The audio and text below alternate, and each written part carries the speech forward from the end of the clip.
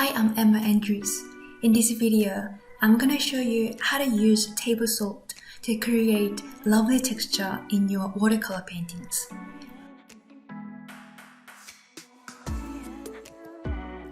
One Thursday, I was painting some flowers in a loose style.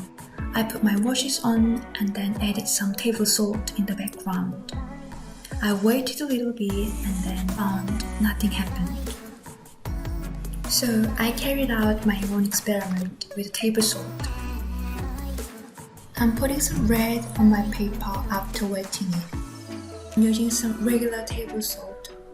I waited a little while until the sheen started to go off the paper, and then sprinkled some table salt.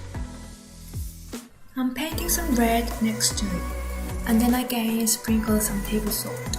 Tried granules rather than mounds of table salt. I'm gonna put some more red next to it, but at this time I'm gonna be using some clean water to see some textures water creates.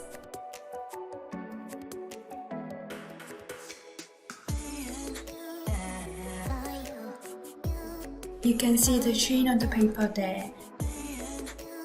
The best time to apply salt is just after the wash has lost its sheen, as it indicates it's starting to dry. It's all about the timing. If I wait too long, then the paper will be too dry, so nothing will happen. But if I do it too quickly, the paper will be too wet. Again, nothing will happen. I've got some beautiful effects here. We can see what the salt is doing. The salt granules have absorbed the water and left some organic shapes in the paint. I hope you found that helpful, and please subscribe to my channel if you haven't already, because I upload a video every Wednesday. I will see you in my next video. Take care, bye for now.